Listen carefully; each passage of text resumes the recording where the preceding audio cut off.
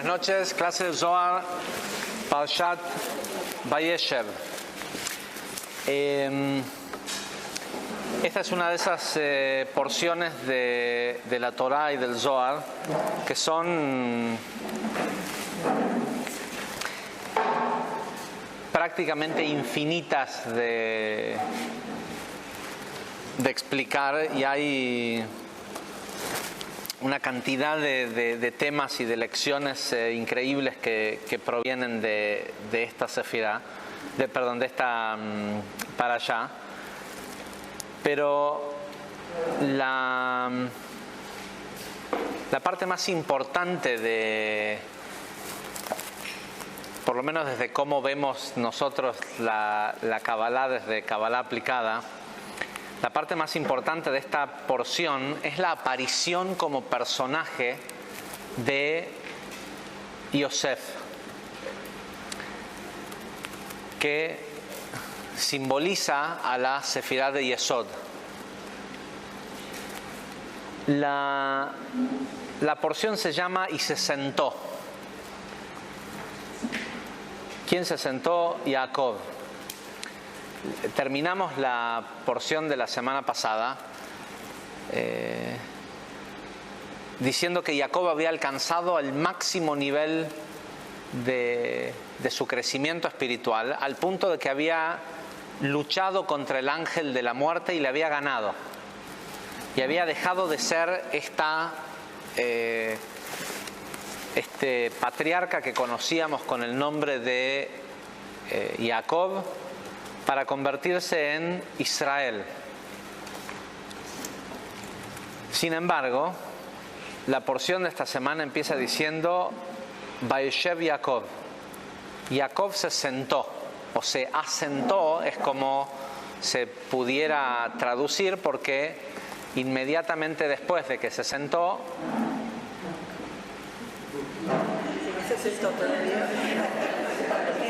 ¿qué le tocó? ¿Es la silla que hace, es como el carrito del súper que hace ruido?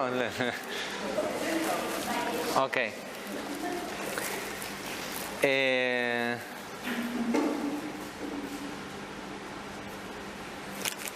Porque en realidad dice, o por lo menos lo traducimos, dice: Jacob se asentó en el área donde vivía su padre, en la tierra de Canaán. Pero en realidad lo que literalmente dice es que Jacob se sentó, ¿sí? De sentarse. Y esta idea de sentarse, así es como empieza la parashá. Y no pasan muchos capítulos. De hecho, un capítulo más tarde, todo el mundo de Jacob se le viene abajo. Todo eso que había logrado, ese alto nivel de espiritualidad y de conquista sobre su emoción, de golpe, está bien que no pasó de un día para el otro, de cuando fue la pelea con el ángel y el reencuentro con Esav, pasaron algunos años. Pero en todo caso, lo que la Torah nos está tratando de decir es que el devenir de los hechos se inician por el hecho de haberse asentado, ¿sí? ¿Por qué no habría de asentarse? Era un tipo grande que ya tenía 12 hijos, y tener 12 hijos no era algo menor para este patriarca, porque tanto su padre como su abuelo, la razón por la cual habían tenido concubinas y trataban de tener una cantidad, tener más hijos, es porque todos ellos sabían que era necesario tener 12 hijos y que se establecieran las 12 tribus, o el dominio sobre los 12 signos del zodíaco. Con lo cual, en el momento que Jacob vio que su esposa amada murió dándole a luz al último hijo que completaba los 12 hijos, dijo: bueno, ya está, el trabajo que vine a hacer, ya está, ya peleé con el ángel de la muerte, ya me liberé de Labán, hice todo lo que había que hacer. Sin embargo, esto de la falta de apreciación o el pensar que ya tenía la vida comprada o hecha, de golpe, de un día para el otro, se le viene todo el mundo abajo. Pero el mundo abajo no desde solo lo físico, porque seguía siendo un hombre rico y demás, no por mucho tiempo, porque ahora inmediatamente después va a haber una hambruna y demás, pero por haberse sentado comienza el primer exilio.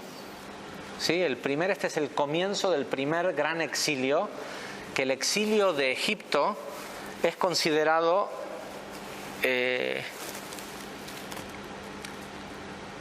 dentro de lo que simbólicamente representa un exilio. El exilio de Egipto es el arquetipo del exilio. ¿Sí? Es el exilio arquetípico, no por ser el primero, no por ser el primero, sino por el cómo se da y el para qué ocurre. La historia cuenta, por si por ahí a veces no estamos, a veces está bueno, se los recomiendo, leer lo que dice la porción de la semana antes de la clase de Zohar, para poder después desilusionarse en serio cuando tomen la clase de Zohar. ¿Sí? Porque si no escuchaste toda la historia bíblica y lo que las religiones piensan de lo que pasó y todo esto, después no es tan impactante ver que en realidad no quería decir nada, no tenía nada que ver con eso que decía. Pero aparte porque estas parashot son la parte donde la Biblia es una gran novela, ¿no? La historia nos cuenta que Jacob se asentó en la tierra de Canaán y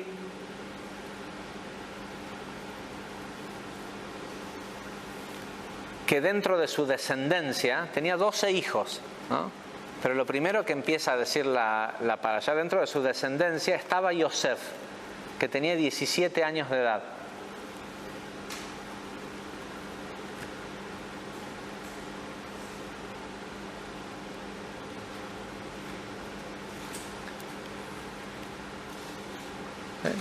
Entonces vuelven un día de pastorear todo el ganado, ir a pastorear o a ¿cómo se dice?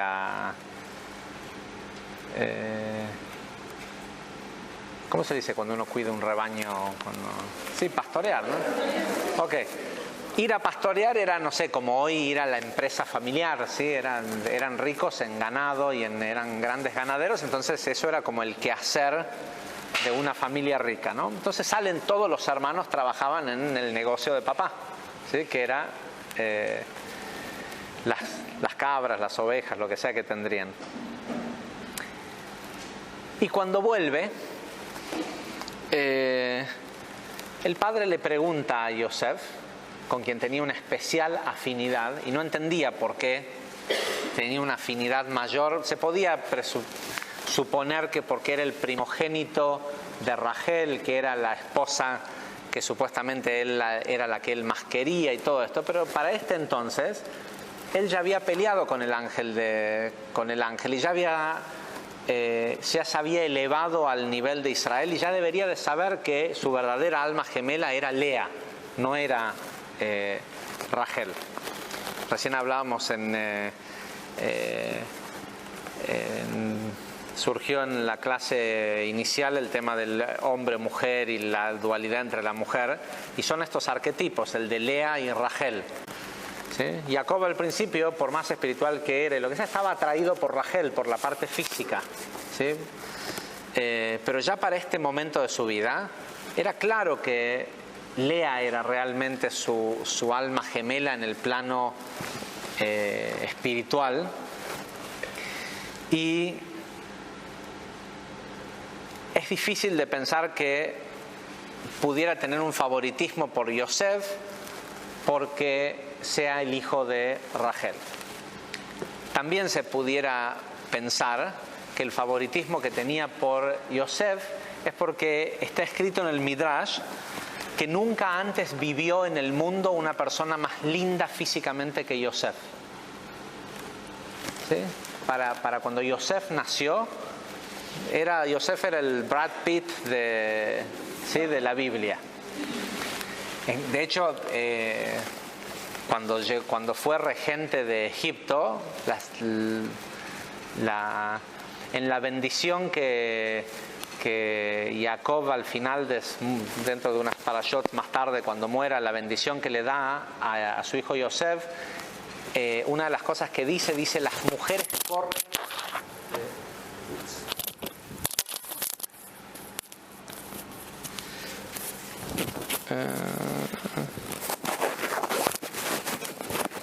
Dice, las mujeres corren por los muros, por los tejados para verte.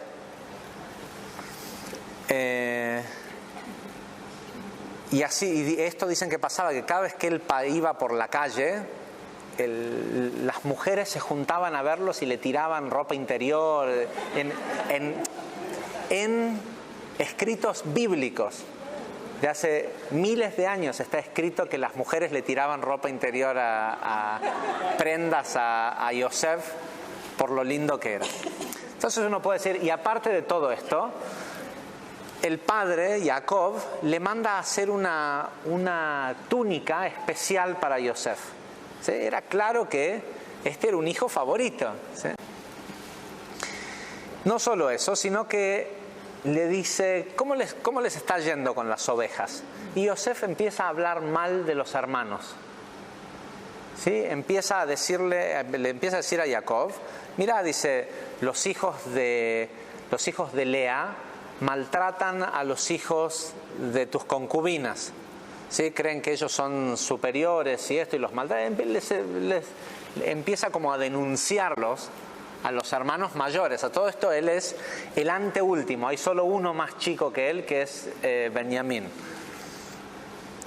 Y Yehuda en este momento es un tipo de 50 y tantos años, ¿sí? Eran hombres ya total, ¿sí? Con familias.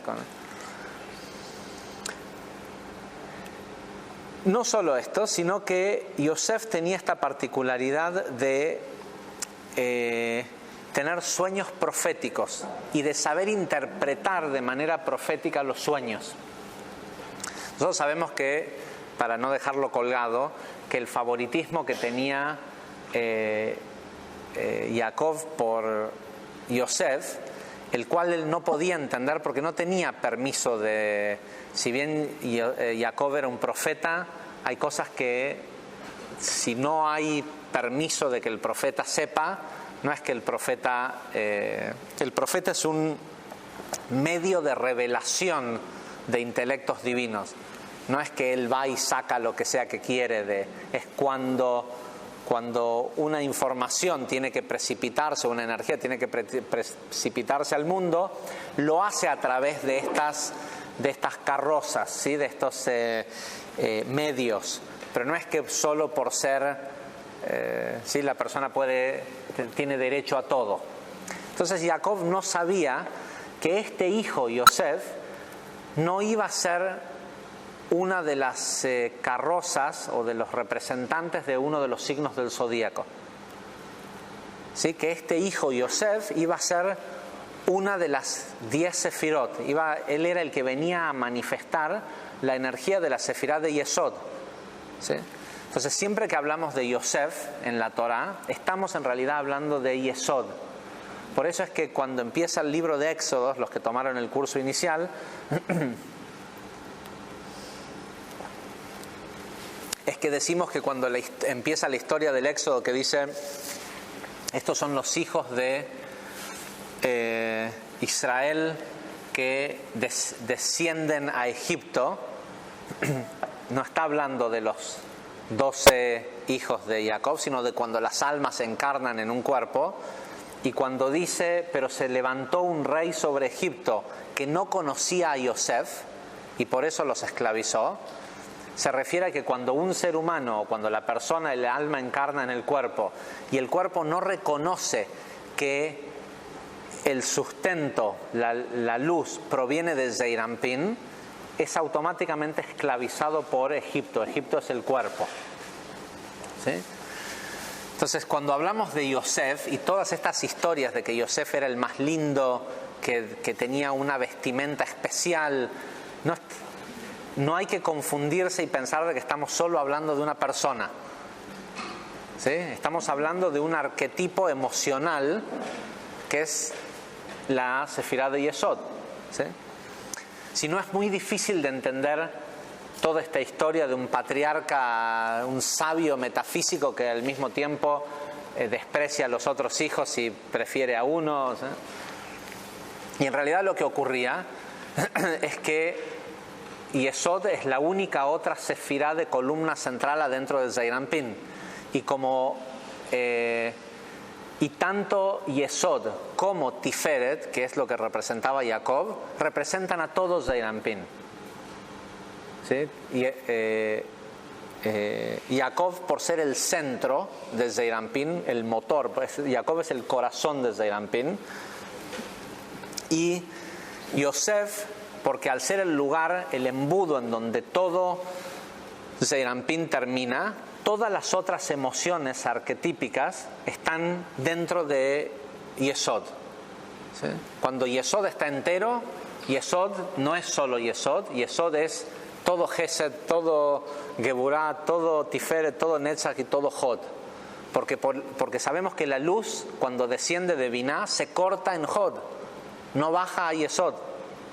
Hay un trabajo de conectividad que se hace para que baje a Yesod, y una vez que baja a Yesod, todo está en Yesod, ¿sí? Entonces este hijo, este Yosef, representa no es solo una persona, sino que representa una parte del mecanismo del árbol de la vida.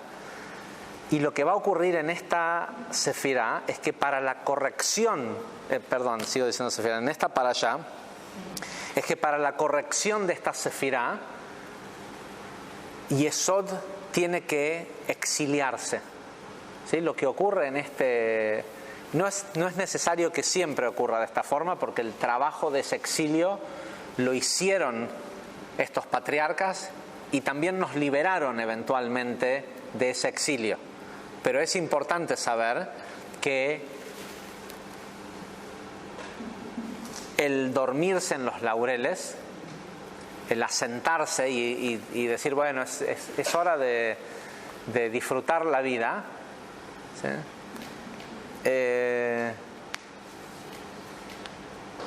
Envía a Yesod al exilio, ¿sí? Lo peor que le puede pasar a una persona en su vida es jubilarse, ¿sí?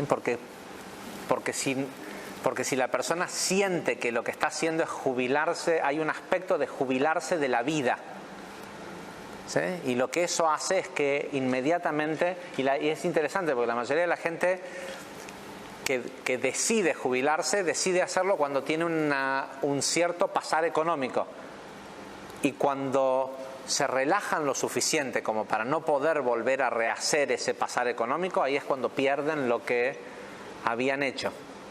¿Sí? Es algo que es muy común ver esto de gente que dice, no, bueno, ahora ya me puedo retirar, y cuando se retiran y cuando ya perdieron o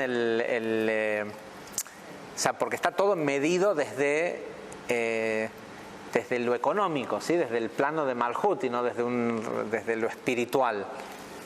La persona que está en un plano espiritual sabe que mientras uno respira no hay jubilación, ¿sí? El trabajo espiritual termina el día que la persona está bajo tierra, en ese cuerpo. Pero tampoco quiere decir que se terminó el trabajo espiritual, porque ese alma es eterna y vuelve y sigue y sigue, ¿sí? Pero volviendo al concepto, la idea de el asentarse, el del dormirse en los laureles, impulsa a Yesod al exilio. Y hoy lo que queremos ver es qué es el exilio de Yesod. Yosef tiene sueños. Si le preguntas a la mayoría de la gente del mundo con qué sueña, los sueños que tienen están siempre relacionados con Yesod, ¿sí? sueñan con tener más o con mayor conectividad con las personas que tal vez no tienen esa persona, pero o sueñan con una persona, o si la tienen, sueñan con una plenitud en la conectividad con esa persona. Para el 99% de la gente que está más en el plano físico, los sueños de Yesod pasa por un estilo de vida o una forma de vida o la posesión en lo físico. Pero incluso para aquel que es más altruista, ¿sí? Para el maestro espiritual, ¿qué busca? Más alumnos. Los sueños pasan siempre por Yesod. Porque Yesod es como una especie de espejo. Acuérdense, piensen en esto. Las sefirot son canales de luz. Si fueran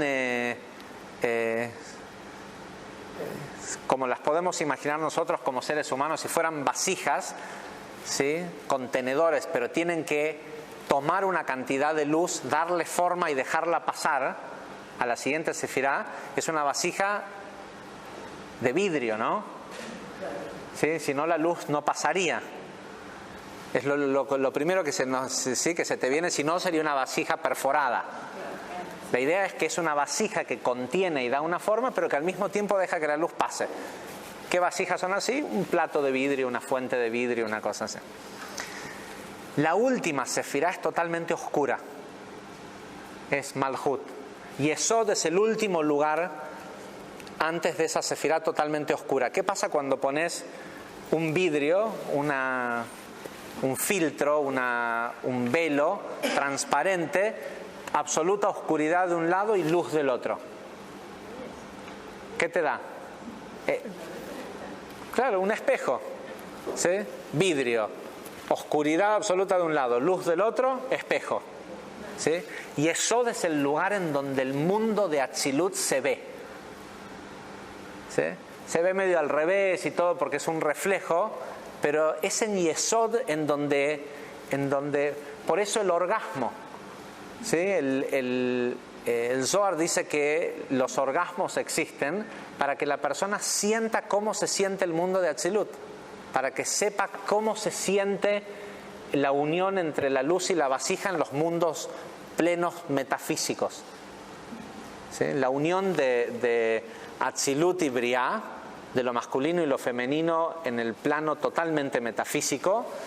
El orgasmo dice que es una 60ª parte de cómo se siente la unión con la luz, ¿sí? O sea, es 60 veces más intenso, por decirlo de alguna forma, y constante, además, ¿sí? La idea de la unión en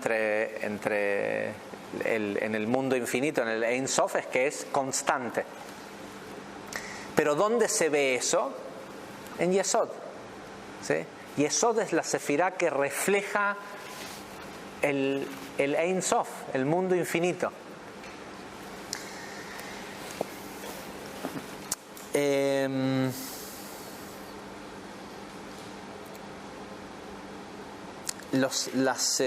por eso es que Yosef tiene estos sueños y no se le ocurre mejor idea que contarle los sueños. Tiene un sueño y una de las cosas que aprendemos de esta parashá es que uno no le cuenta sus sueños a la gente. Y hoy soñé con... Solo si es una persona que sabes que te ama con locura y que entiende qué quiere decir interpretar un sueño. Si no, uno no le cuenta los sueños a otras personas. Porque, bueno, tuvimos hace algunos meses un seminario de sueños que pronto va a estar para la porción de Miketz, va a estar disponible en el aula virtual, los que lo quieran volver a tomar, es un seminario de 2 horas acerca de la tecnología, lo que significa los sueños. ¿Qué es? ¿Para qué soñamos? ¿Y qué es lo que uno puede hacer cuando duerme? O sea, cómo utilizarlo como una herramienta. La cosa es que, pero bueno, tenía 17 años, era jovencito, se le ocurre contarle a los hermanos que soñó. No solo le cuenta lo que soñó, sino le cuenta lo que interpreta él del sueño, que es que soñó que, no me acuerdo cuál fue el primer sueño, era el de las estrellas, ¿no? El del... ¿Cómo? No, ese es el sueño del faraón. Ah, también, sí. Sí, todas las... tiene 2 sueños, pero en definitiva lo que sueña es que 11 estrellas o espigas o otros se arrodillan frente a él, en definitiva. Sí. Que de hecho era un sueño profético que se cumple mucho más tarde cuando él es rey de Egipto y los hermanos tienen que venir y postrarse ante él. Pero mientras tanto lo que los hermanos deciden hacer es venderlo como esclavo. Y nosotros ya conocemos la respuesta de esto. Si bien lo que hacen los hermanos parece ser algo tremendo, en realidad lo quieren matar, pero como son unos blandos, no se animan a matarlo. Entonces deciden mejor venderlo como esclavo y hacerle creer al padre de que un animal salvaje lo mató. Entonces matan a una oveja, le sacan la túnica esta especial que tenía, la rasgan y la manchan con sangre y se la llevan a Jacob. Y cuando Jacob ve esto, les cree.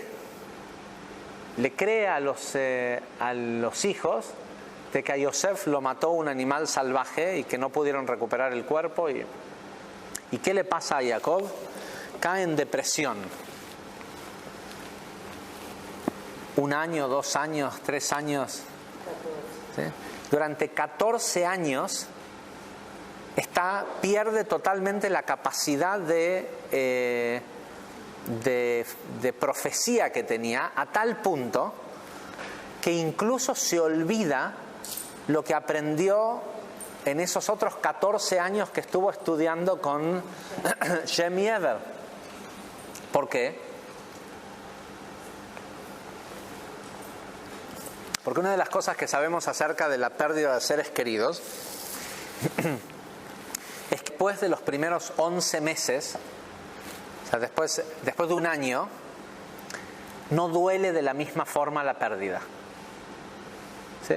Eso lo hemos dicho muchas veces. En la psicología dicen que es porque uno supera los acontecimientos importantes de la vida durante todo 1 año y ya no pasa más que es el primer cumpleaños, ¿sí? Todos la primera vez sin tal y tal persona.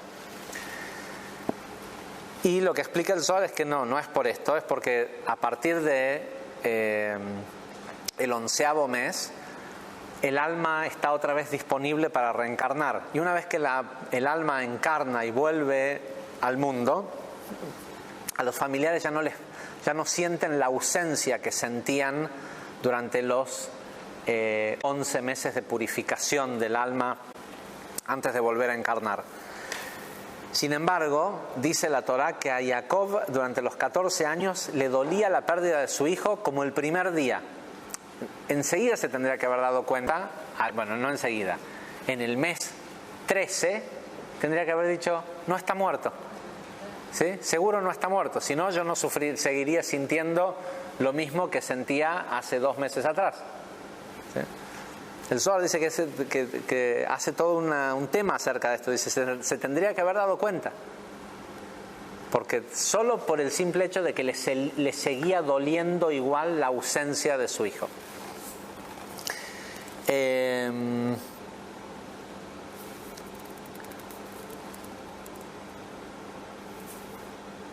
Y obviamente después está todo pero esto lo vemos siempre... que tiene un poco que ver con el resto de lo que vamos a hablar. ¿por qué les cree Jacob? Y por qué, ojo que, a ver, vamos a dividirlo en dos. ¿Por qué les cree? ¿Sí? Les cree porque lo que los hermanos estaban tratando, porque lo que vio en la cara de los hijos era honestidad. Porque lo que los hermanos estaban tratando de hacer cuando lo querían matar, estaban 100% convencidos de que estaban haciendo algo que estaba bien. Porque pensaron que cuando vieron que Yosef podía abrir la boca para hablar mal de alguien, ¿sí? Y sabemos que hablar mal de otras personas daña a la sefirá de Yesod. Lo que los hermanos pensaron, de hecho hay toda una sección de Larí acerca de esto, pero no vamos a entrar en el por qué los hermanos hicieron lo que hicieron. Lo que los hermanos pensaron era que, primero, que no sabían que hacía falta 12 hijos. Los hermanos estaban convencidos en que hacían falta 10. Si no eran estos tipos, eran los hijos de Jacob, no es que tenían un conocimiento metafísico tremendo. Y ellos pensaban que la idea de las tribus tenían que ser que Abraham fue Gesed, y después Isaac Geburá, y después el papá de ellos Tiferet, y una de las mamás Biná, y ellos dijeron no, tiene que haber un momento en donde existan al mismo tiempo todo el circuito, ¿sí? 10 personas que podamos manifestar y traer todo el cielo a la tierra. ¿Sí? No se les ocurrió que en realidad lo que hay es que hay una interferencia entre el cielo y la tierra, que son los astros, y lo que hacía falta era el control sobre los astros. ¿Sí? Como por decirlo de alguna forma, la función que ellos tenían era limpiar no sé si saben esto, pero el Zohar dice que la Vía Láctea es como una especie de gran computadora, que es desde donde el ángel de la muerte, es desde donde se digitan las leyes de causa y efecto, los juicios sobre este mundo. ¿Sí? Y hay los astros más cercanos a nosotros, que son los 7 planetas que rigen sobre los signos del zodíaco,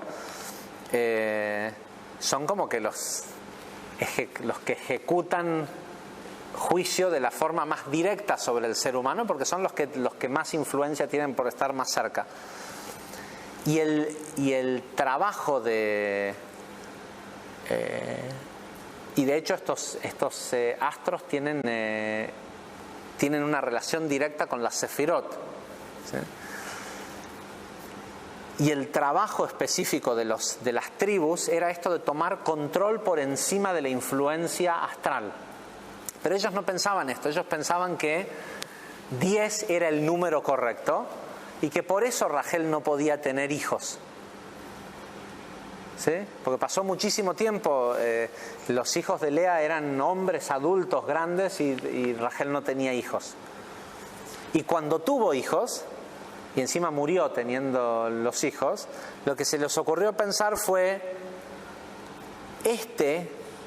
y viendo que hablaba mal de los hermanos, y que aparte dice que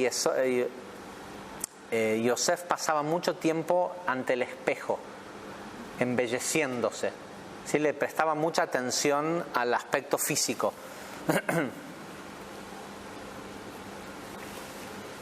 Cuando los hermanos vieron esto, dijeron, ¿sabes qué? Este es el desecho de Jacob. De la misma forma que las partes que había corregido Abraham, pero que tenían que salir de su sistema tuvo 2 hijos y uno era el que estaba del lado de la luz y el otro no, Ismael e Isaac. Y lo mismo le pasó a Isaac, que tuvo 2 hijos, ¿sí? Esav y Jacob. Los hermanos de Yosef dijeron, ¿sabes qué? Este egocéntrico tiene que ser la oveja negra. Este debe ser el que está limpiando el árbol, ¿sí? Porque entendían este concepto de que todos tenemos en la familia alguna oveja negra que es la que trae problemas y que no importa cuánto uno lo quiera ayudar, siempre tiene algún despelote y alguna situación que complica a toda la familia. Bueno, esa oveja negra tiene un propósito divino, que es la purificación del árbol. Los arquetipos que no terminaron de corregirse, Emesgenossen. Hay un dicho en Yiddish que dice que estornuda con la verdad, ¿sí? Que cuando alguien dice algo y alguien estornuda.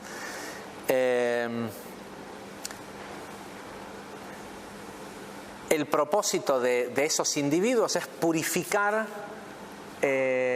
lo que queda feo, pero es lo que se le llama los desechos del árbol, y lo purifica a través del sufrimiento, ¿sí? Y esa purificación para generaciones venideras y para todo el resto del árbol limpia, hace que no tenga que volver a ocurrir ciertas cosas en una familia. Y ellos pensaron, entonces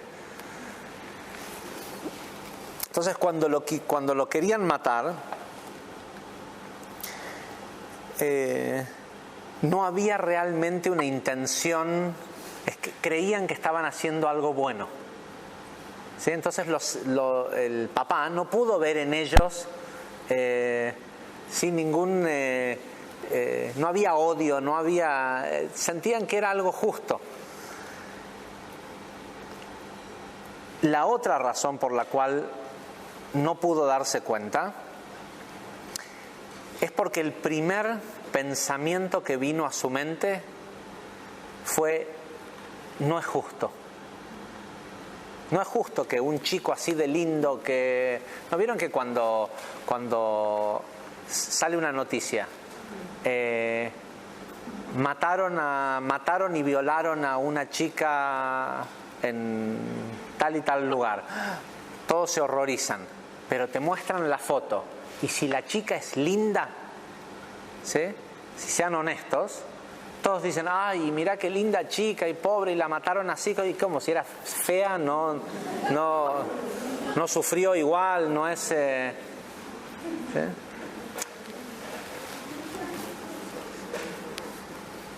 Hay en realidad una razón metafísica por qué nos pasa esto, porque la expresión física de cómo se ve físicamente una persona tiene que ver con ciertos grados de corrección, porque lo que los seres humanos vemos lindo es simetría, y la simetría tiene que ver con el balance entre los ejes del árbol, ¿sí? Entre Geset y Geburá.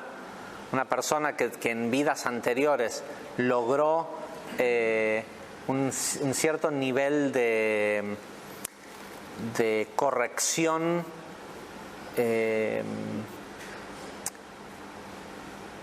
espiritual entre su dar y su recibir,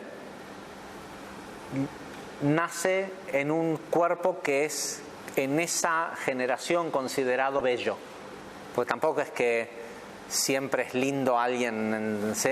Pero lo que sea que es lindo en esa generación, el parte del crecimiento espiritual de una persona hace que la próxima vez nazca lindo. Y parece algo totalmente banal lo que estoy diciendo, pero todos sabemos que a la gente linda les es mucho más fácil conseguir cosas en este mundo, ¿sí? Se han hecho estudios, se sabe que y esto tiene que ver con la sefirá de Tiferet, y la razón por la cual Jacob sentía tanta atracción por este hijo era porque era lindo, y porque lo que Jacob representaba, que es Tiferet, tiene que ver con la belleza. ¿sí? Una de las emociones arquetípicas de la Sefirá de Tiferet es la percepción de la belleza.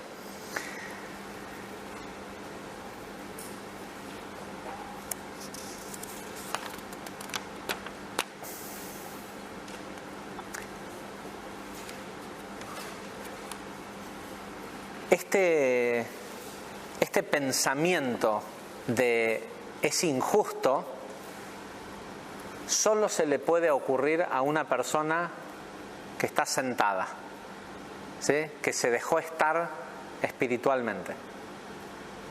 ¿Sí? La persona cuando está, a veces no estamos creciendo espiritualmente todo el tiempo, pero el simple hecho de hacer el esfuerzo de estar escuchando cosas y de estar, uno crece espiritualmente en algunos momentos de su vida, que es cuando le toca actuar y demostrar si tiene una formación espiritual.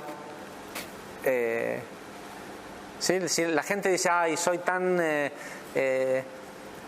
espiritual y tan tranquilo y medito todos los días, pero justo hoy me saqué y grité y hice esto y esto y lo otro. Solo justo hoy era cuando importaba. Claro que que es fácil cuando meditas y cuando no pasa nada y cuando todo es lindo, sentirte que sos espiritual. El momento en donde se medía si habías crecido espiritualmente era en el momento en el que apareció esa persona que te hizo gritar o te hizo... Ese es el momento de crecimiento espiritual. El otro es un momento de acumulación de información que está tratando de darte forma. Información, sí, está entrando conocimiento, tratando de formarte de nuevo, de darte una nueva forma. ¿Qué forma tenés? O qué tan resistente sos, es cuando se lo pone a prueba. Si se sabe, ¿sí? El momento de la prueba es el momento de crecimiento espiritual.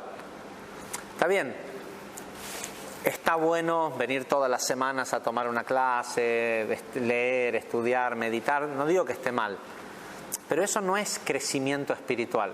Eso es lo que haces para que cuando la vida te ponga enfrente la posibilidad de crecer, o sea, de subir un escalón, lo subas. Lo que estás haciendo en el resto del tiempo es que estás haciendo entrenamiento para que cuando te toque subir la montaña la puedas subir. Y el estar escuchando y estar trabajando espiritualmente constantemente te hace recordar todo el tiempo de que se trata de ver la perfección en las cosas. O sea, a lo mejor Jacob podría haber pensado, bueno, si Yosef murió, es porque seguramente él va a ser el primero en resucitar de todos los... ¿sí? Podría haber pensado algo grandioso positivamente. Sin embargo, lo primero que se le vino a la mente es injusto. Y esto es algo que el Zohar explica, que en el momento que la persona piensa que algo que ocurrió es injusto, pierde la visión de la realidad de lo que tiene enfrente. Es mecánico. En el momento que la persona dice es injusto, lo que ve enfrente es injusto. ¿Sí?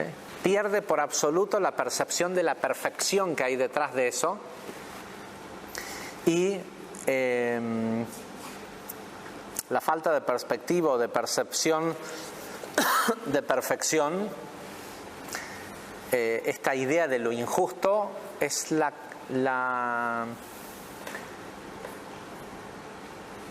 semilla de la depresión. ¿Sí? Todas las depresiones, según dice el Zohar, provienen del pensamiento es injusto.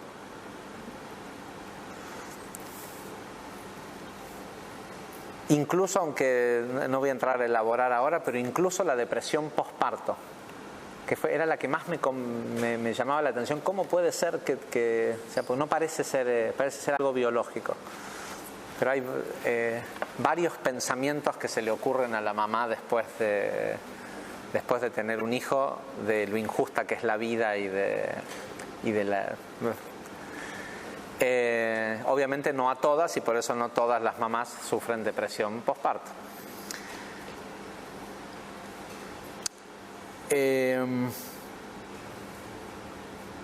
no me quiero ir de lo que realmente quiero hablar.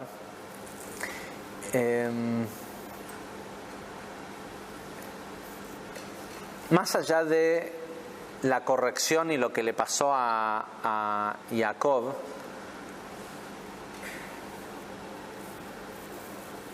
lo interesante es que acá comienza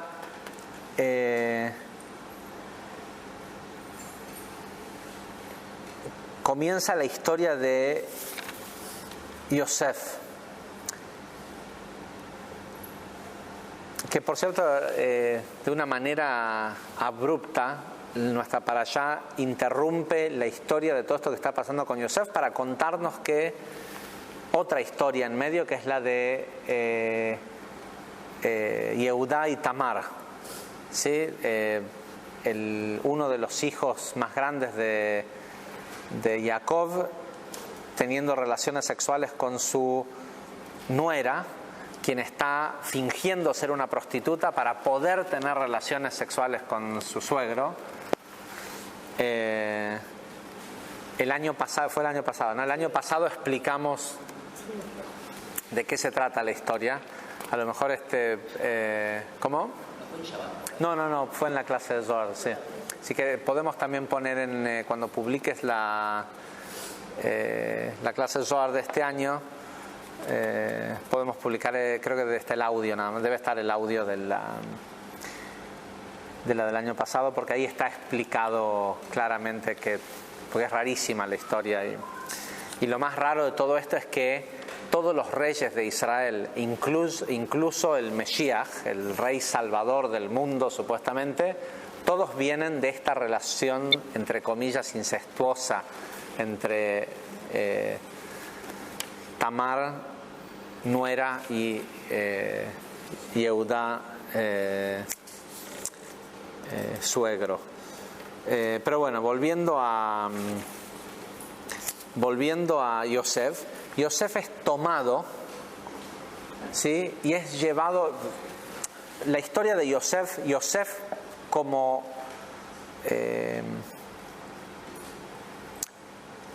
persona representando el arquetipo de la Sefirá de Yesod, siempre reina. En todos los casos. Lo van a vender como esclavo, se ponen en el camino a esperar que pase alguna caravana para venderlo por lo que sea que le den con tal de que se lo lleven. Y pasa una caravana. La esclavitud en aquella época, no ser esclavo ya implicaba trabajo pesado. ¿Sí? Imagínate, ¿sí? No había celulares, no había nada. A Yosef lo compran como esclavo unos mercaderes de perfumes. ¿Sí? Sí, los hermanos Puig de la época compran a Yosef y lo ponen a mezclar esencias. ¿Sí? Hay una razón del por qué esto ocurre así, y es porque en el mundo físico, después de la caída de Adán, después del pecado original, los atributos de los sentidos cayeron de estatura espiritual y no tienen la capacidad de percibir bueno o malo. ¿Sí?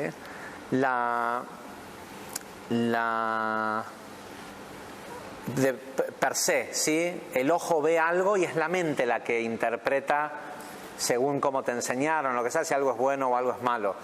El único sentido que quedó intacto respecto a como una alerta para el ser humano real es el olfato. ¿Sí? Si huele mal, no lo comas. ¿Sí? El olfato, la nariz, representa a Zeirampin en la cara. Y Yosef representa a todo Zeirampin, es Yesod. ¿Sí? En la cara, la nariz es Yesod y la boca es Malhut. Entonces Yosef, seguramente, siendo que él era el patriarca, el arquetipo de Yesod, era muy bueno mezclando esencias, haciendo perfumes. Así que bueno, lo toman estos fabricantes de perfume y lo llevan a Egipto. Y cuando llega a Egipto, lo venden a uno de los ministros más altos dentro de Egipto, que era el ministro de Hacienda. ¿Sí? Era el que manejaba el ganado de Egipto y el encargado de la ¿cómo se dice? Matarife. Matadero, ¿sí? Era el jefe de matarifes de todo Egipto. Acuérdense que en aquella época la riqueza era ganado o granos. Y este tipo era literalmente el ministro de Hacienda del país más rico del mundo. Y al poco tiempo de estar Yosef en la casa de Potifara, se da cuenta que todo lo que este chico toca se hace oro. Lo pone a cargo. Al principio le dicen, bueno, mira, vos vas a, no sé, hacer, y le da un trabajo insignificante, pero en la forma en cómo Yosef hace ese trabajo insignificante, hace que eso en su casa prospere.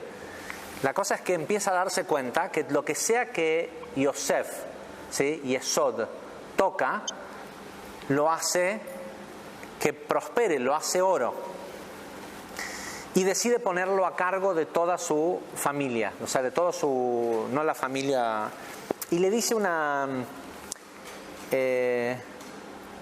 frase muy puntual. Le dice, sobre todo,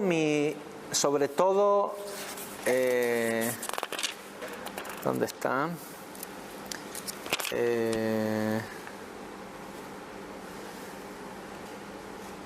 Dice, su patrón vio que Dios estaba con él, con Yosef, y que todo lo que él hacía prosperaba.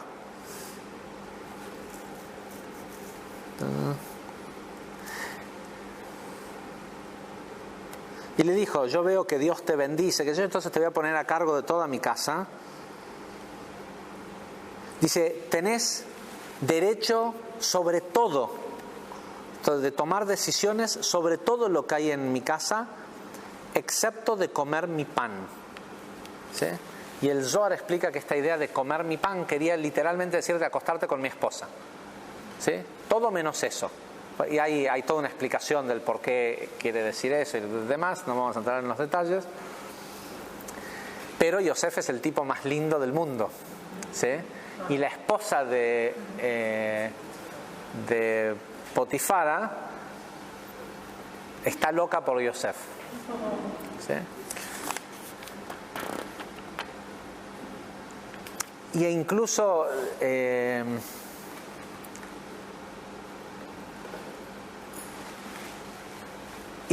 acá hay una, y es mutuo. ¿Sí?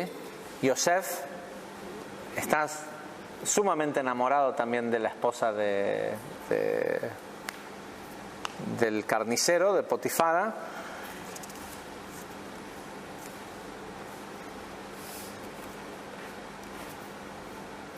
Y otra vez, este chico es un hijo de Jacob.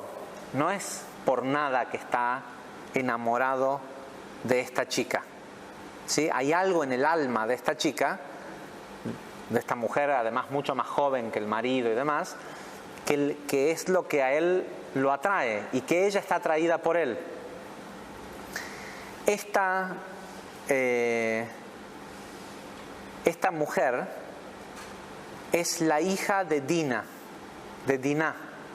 Diná era una de las, si se acuerdan en la porción de la semana pasada, cuando llegan a Shem, a este lugar, a Nablus, Shem, que es el hijo del rey del lugar, ve a una de las hijas de Jacob, a Diná, que era muy muy linda, y la viola. ¿Sí? Y de esta violación nace un chico que evidentemente se ve que no se lo regalan, o quién sabe cómo cómo pasa todo esto, pero la cosa es que esta mujer que está casada con Potifara es sobrina de Yosef y él no lo sabe, ni ella tampoco sabe que este tipo es, ¿sí? Pero hay chispas de almas y de hecho no solo que hay chispas de almas, sino que el Zohar dice que eran almas gemelas, ¿sí? Pero ella ya estaba casada con otro hombre y este hombre le advirtió, le dijo: tenés derecho sobre todo menos sobre esto. La cosa es que cuenta la historia que terminan un día en la cama los dos desnudos y justo cuando están por tener relaciones él se arrepiente, ¿sí? Se da cuenta que está mal lo que está haciendo y sale corriendo y se deja la ropa ¿sí? Y la esposa de Potifara, de la bronca de no poderlo tener, lo acusa de haberla violado y tiene como prueba la ropa de él que él dejó. La cosa es que va preso. Pero en la cárcel también lo nombran regente de la cárcel, ¿sí? En donde sea que el tipo está, ¿sí? El tipo siempre reina. Y la historia va a terminar en que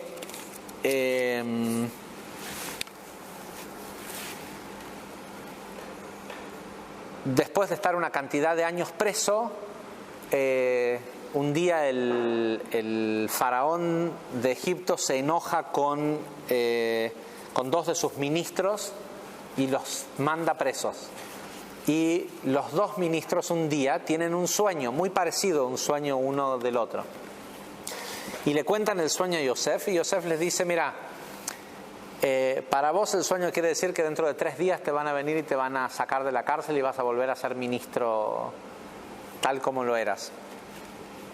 Y el otro le dice: y el mío, que dentro de 3 días te van a mandar a llamar y te van a ejecutar, ¿sí? La cosa es que se cumplen los sueños o la interpretación de Yosef, y por eso, sobre todo a partir de la semana que viene, la porción de Miketz, hay una apertura especial para recibir la energía del entender los sueños.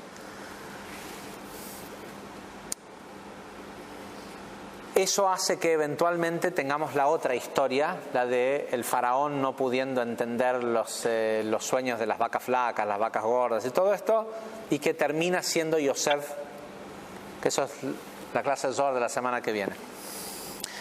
Pero lo importante acá es 2 cosas que hay que empezar a ver. Una, esta mujer con la que tiene el problema, ¿sí? Y hay otra cosa más. A partir de que Yosef no tiene relaciones sexuales con la esposa de Potifara, la Torá empieza a llamarlo a Yosef de una manera distinta. La Torá lo llama Yosef Atzadik. Hay una otra persona en toda la Torá a quien la Torá llama Tzadik, que es a Noach, ¿sí? Y con Noach hace la salvedad de decir: Noach era un tzadik, pero en su generación, como diciendo, entre la manga ¿sí? Entre lo que había para elegir, este era igual sabemos que Noach era un tzadik, pero más allá de eso, a Yosef la Torá lo llama Yosef Atzadik, el justo, como que el máximo. Y también sabemos que la palabra tzadik queda eternamente relacionada a Yosef y a Yesod, ¿sí? Hay una idea que tzadik Yesod Olam, el justo es la columna, el Yesod que sostiene al mundo. Y lo que hace justo a Yosef es esta capacidad de restringir su deseo sexual.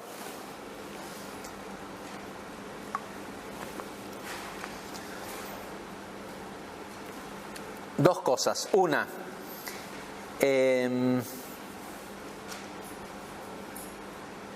este exilio de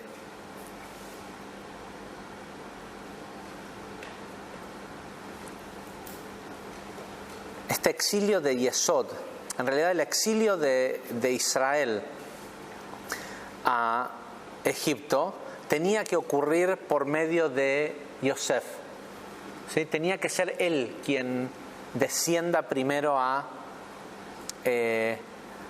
hacer el trabajo en el mundo, en Egipto, que representaba el mundo de la esclavitud o el mundo de Malhut.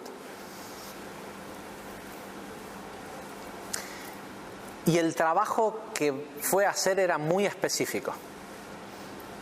Lo vamos a ver en el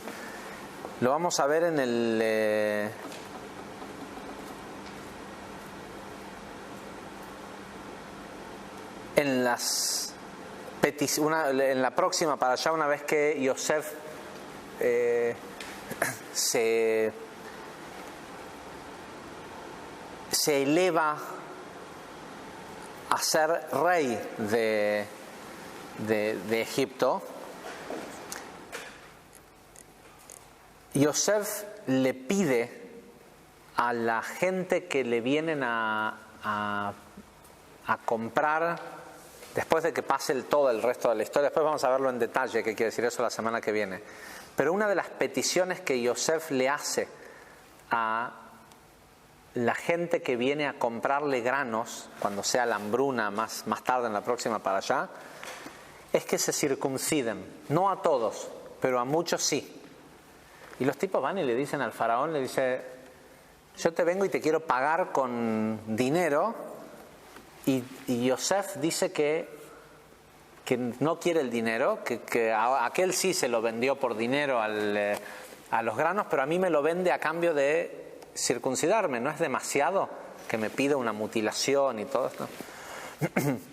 Y hay todo un tema que tiene que ver con la extracción de las almas de Atzilut que estaban atrapadas en Egipto, producto de las primeras emisiones seminales de Adán.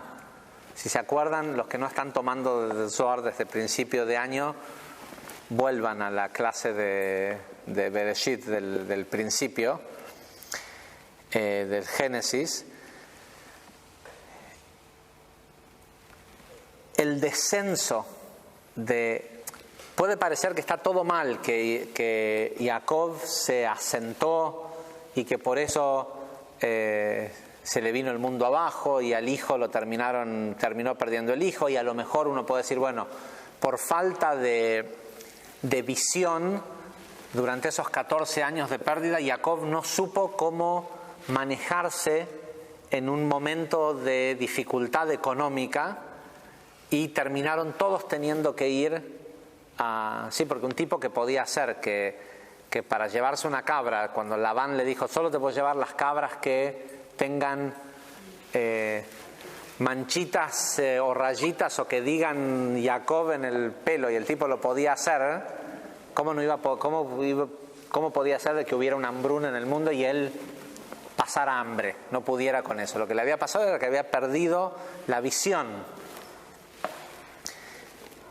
Pero todo eso ocurrió por una razón, ¿sí? Incluso, y esto es importante porque a veces nos pasa que perdemos la visión y que caemos, y la forma en la que caemos nosotros es tengo que ir a tomar la clase sola, no, que voy a ir a tomar la clase, tengo que ir a voluntariar, tengo que ayudar a alguien, no puedo alguna vez ocuparme de mí, ¿sí? Y te empezás a ensimismar y de golpe te das cuenta que no hay interconexión. ¿Qué quiere decir? Que Yosef se fue a Egipto y Esod entró en un exilio. ¿Para qué? Hay que preguntar. ¿Por qué? Ya sabemos. Te victimizaste, te asentaste, dijiste, no, sabes que yo ya hice demasiado, si ahora quiero descansar. ¿Sí? Cientos de años vas a tener para descansar el cuerpo cuando estés enterrado. ¿Sí? Ahora si estás acá no es para descansar. Está mal descansar el fin de semana o tomarse una vacación, lo que sea. Si es para revitalizarte y poder hacer más después, genial. Pero si el propósito de la vida es el descanso, bueno, que descanses en paz. ¿Sí? No, sí, pero es que es lo que le pasa a la gente. ¿Sí? Las jubilaciones que la gente se jubila de la vida, no de una empresa o de un negocio. O de una ocupación, perdón.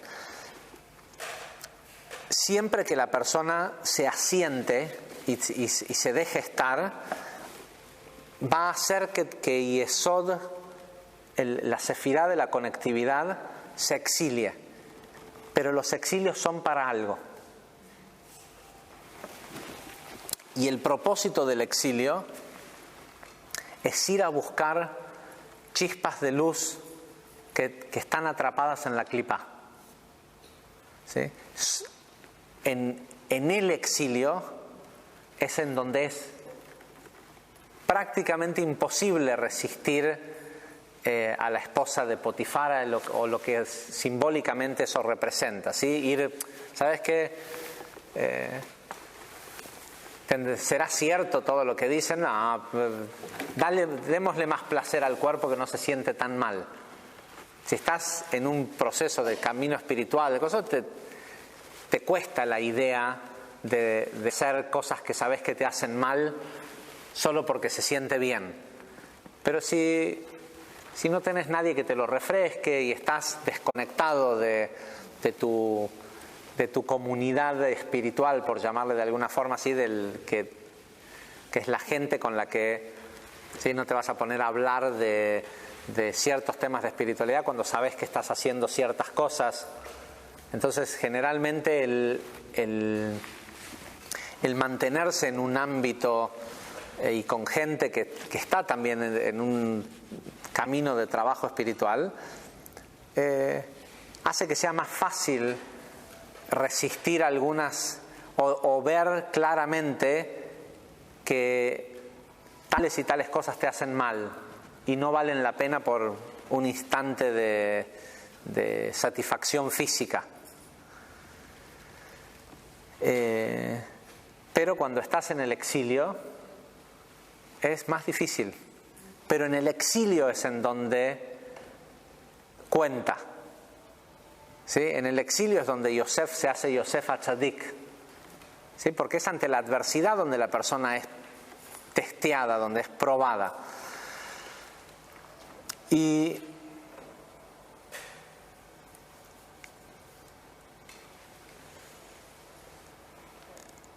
es muy interesante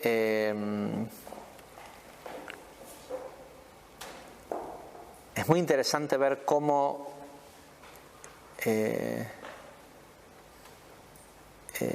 lo alenu, que es tan común ver en instituciones o en grupos donde se estudia espiritualidad, que desde ese lugar de, como nosotros ya sabemos y todos los demás están equivocados, o no están equivocados, son solo ignorantes, ¿sí? Y uno juzga muchas veces desde el conocimiento que tiene que el otro, claro, ¿cómo no le va a pasar lo que le pasa si no conoce las leyes universales, si no hace esto y no hace lo otro, lo que sea? Y en el juicio del otro, Yesod se daña. Lo dice literalmente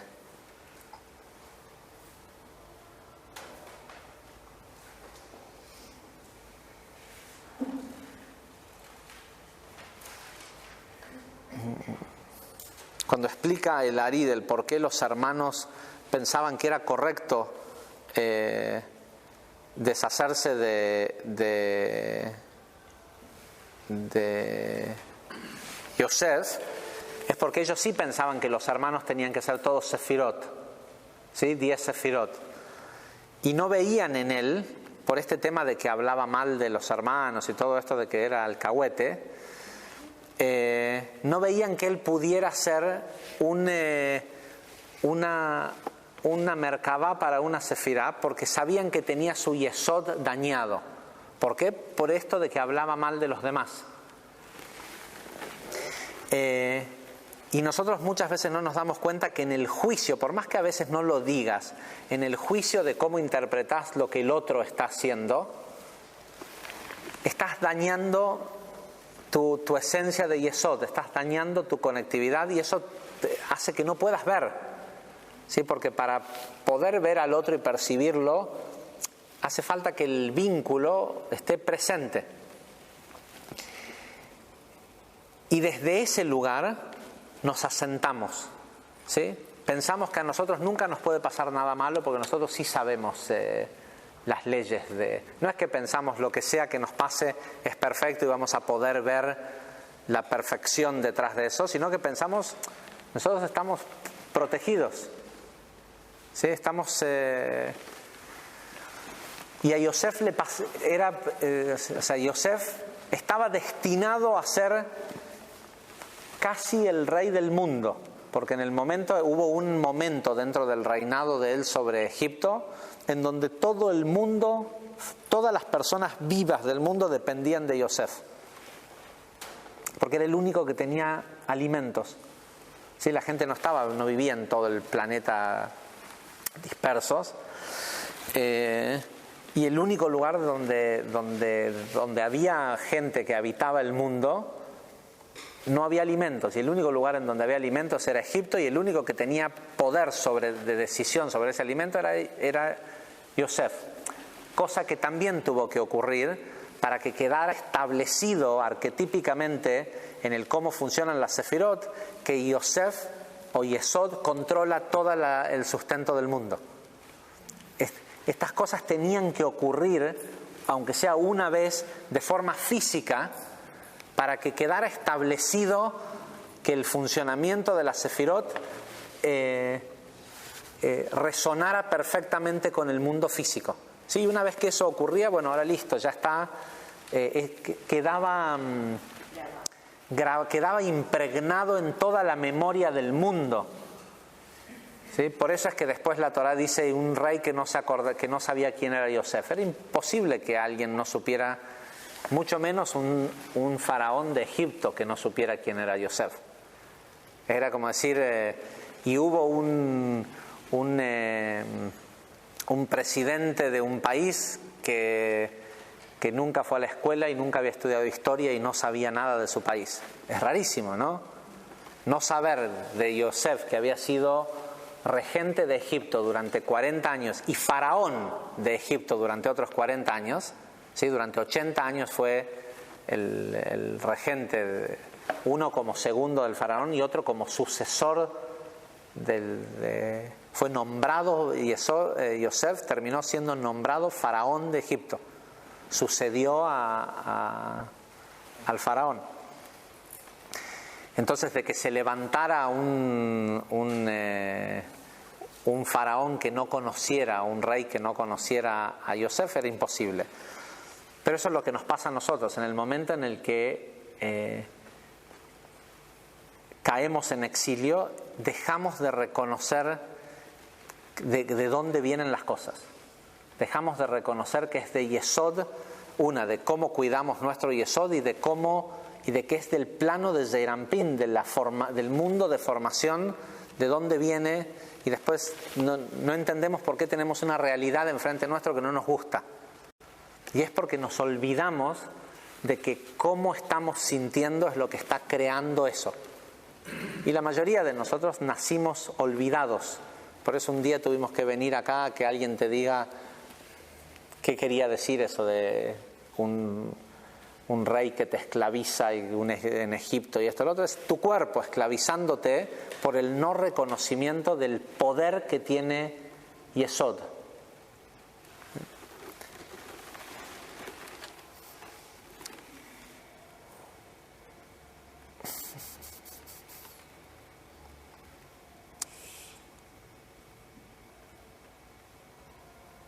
Sin embargo, el propósito de esas caídas, o más bien esas caídas son prácticamente inevitables. Hay que saber que hasta el momento de la corrección final estamos destinados a sufrir exilios. Y en la historia de Yosef y de haber terminado desde lo más alto, incluso con Yosef en Egipto, terminar siendo esclavos, y la historia de todo lo que pretende esta Biblia, más allá de que si ocurrieron o no ocurrieron estas historias. Por eso es indignante cuando vas y ves una película como la de Éxodo, que la fui a ver antes de ayer. ¿Ayer fue domingo? ¿Qué día es hoy? Ayer fue. Que la fui a ver ayer, y es indignante ver que si tenés la oportunidad de hacer uso de tanto recurso para transmitir una historia que encima ni siquiera la escribiste vos, ¿sí?, te tomes el trabajo no te digo de que se tomen el trabajo, en realidad sí lo digo, de que deberían de tomar, hoy en día con lo que se conoce de lo metafísico en el mundo, deberían de haberse tomado el trabajo de mostrar la tremenda magia que hubo detrás de todo lo que ocurrió, no de tratar de justificarlo con fenómenos físicos, pero por lo menos respetar lo que sí está escrito, ¿sí? Me parece que el error es que alguien dijo, ¿sabes qué? La gente de hoy no cree en esas cosas. La gente de hoy entiende que es posible. Y si hablábamos con Darío, si nos hubieran dejado escribir el guión, ¿sí?, ¿en qué te concentras? En transmitir esto, en que hay un propósito detrás de ese exilio y de que todo eso, ¿por qué es que si hubieron tantos exilios 4 exilios en total en la historia del pueblo de Israel, por qué del único que leemos año tras año y todos los días leemos sobre la salida de Egipto? ¿Por qué Egipto? ¿Sí? Porque todo esto que ocurre a partir de Yosef en adelante es cómo está bien, tal vez faltó poder de síntesis, ¿no?, pero es el cómo funciona desde el momento que un alma de un humano entra en un cuerpo. ¿Sí? Y sus sueños y cómo todo lo que en realidad ve lo puede llevar a cabo, pero hay que conocer el propósito de la caída. ¿Sí? Y el propósito de la caída es justamente ir a ver qué dejaste ahí abajo, qué hay, por qué caes en ese lugar.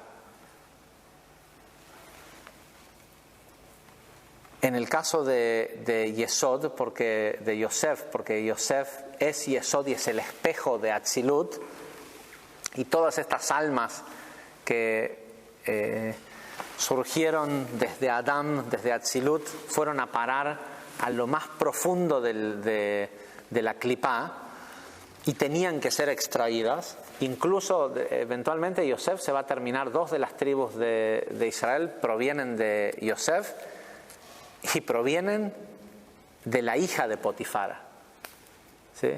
Hasta el que haya caído en la casa de Potifara y en esas chispas de alma y todo eso, también había una razón, había un porqué, no era solo para probarlo, había chispas de luz en esta mujer que él tanto deseaba, que él tenía que extraer.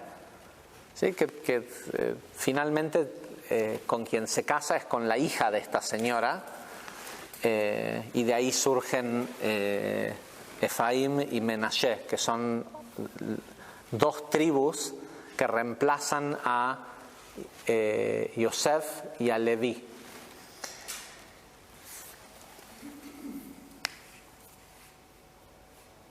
Y con esto quiero aprovechar a contarles, y con esto terminamos, una idea que tengo. No lo explico en más profundidad porque ya lo hemos explicado, que la razón por la cual existen estos exilios y la razón por la cual las personas de Atzilut están destinadas a vivir dispersas en todo el mundo, es porque tenemos la obligación, hasta que no podamos cosechar todas las chispas de luz que quedaron atrapadas en la clipá, no podemos volver a estar todos juntos en la tierra prometida.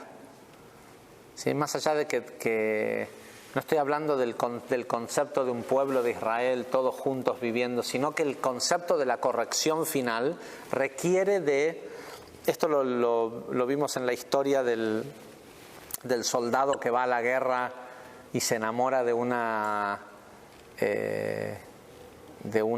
¿cómo se dice? De una cautiva, sí, o de un bounty, ¿cómo se dice? De un botín ¿botín se dice? De lo que sí, de un botín de guerra, de una prisionera de guerra, ¿sí? El Ari lo explica con mucho detalle. De hecho, en esa para allá explica el por qué Yosef desciende a Egipto, que es porque mientras hay chispas de luz de Atzilut dispersas por el mundo, tiene que haber gente espiritual dispersa por el mundo juntando estas chispas, ¿sí? Yendo a lugares por una persona, haciendo todo un movimiento para que la espiritualidad o alguien empiece a estudiar Kabbalah en una sola persona en tal lugar del mundo. Y una de las cosas que queremos hacer en el 2015, y lo van a ver publicado dentro de poco tiempo, porque ya lo estamos armando, es, además del tradicional viaje místico a Israel para conectar con los lugares sagrados y los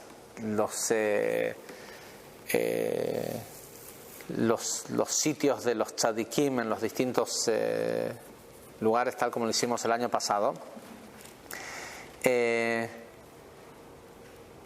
queremos extender el viaje previo a Israel.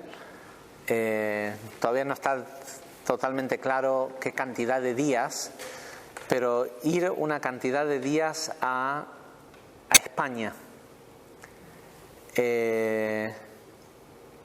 Y la principal razón por la cual quiero hacer esto, y después veremos quién me acompaña, como siempre. Suelo hacer lo que quiero, así que seguramente se va a hacer y después se termina armando todo lo que se arma alrededor. Es ir a cosechar chispas.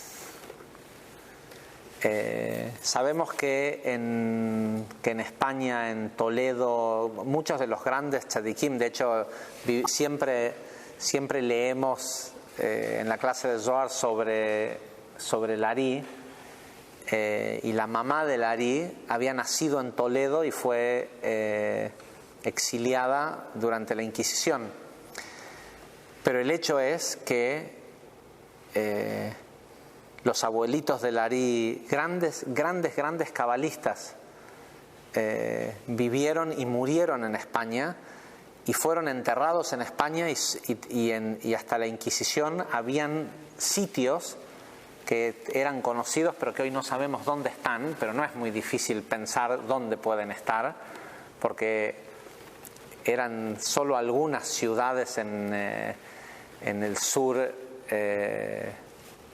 sea, eran algún área de España que eran mayormente moros y musulmanes, y solo ciertas ciudades y ciertas zonas de España en donde estaban los asentamientos de todos estos grandes cabalistas que vivieron en España.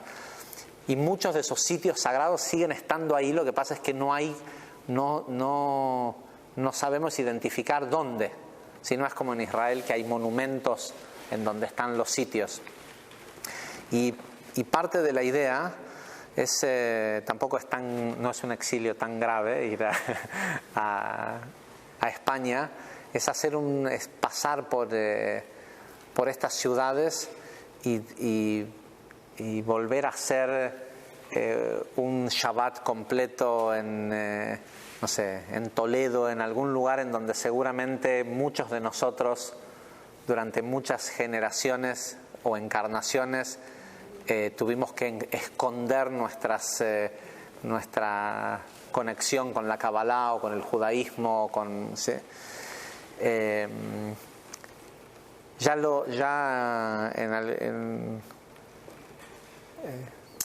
hemos hecho en otros lugares. Yo personalmente lo he hecho también en otros lugares de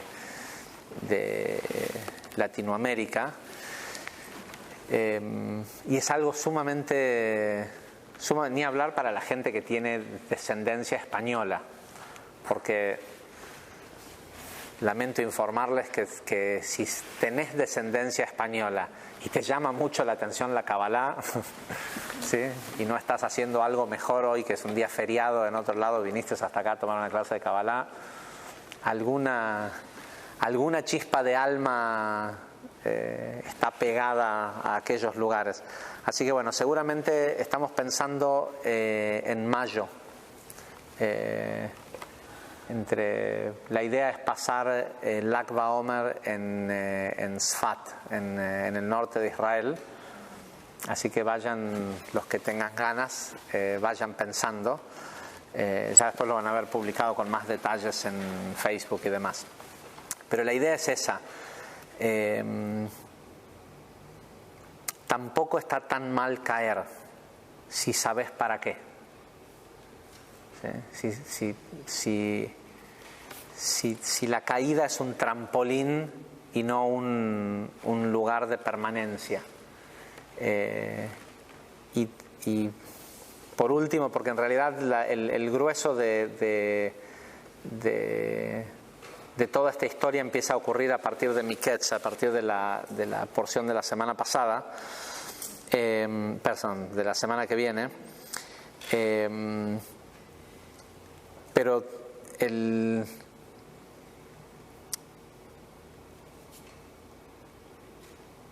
si pudiéramos llevarnos una idea de toda esta porción, es la importancia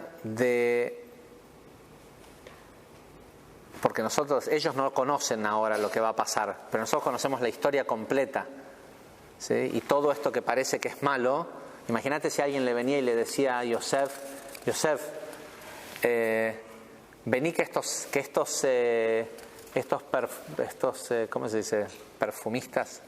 Estos perfumistas te van a llevar a Egipto, te van a poner en una cárcel unos años, pero es lo que hace falta para que seas rey del mundo. Sí, hubiera ido gustoso, ¿no?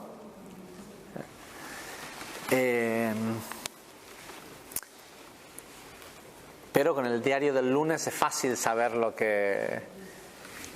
Pero de eso se trata. Parte de entender este conocimiento es saber de que nada está librado al azar. E incluso si caíste y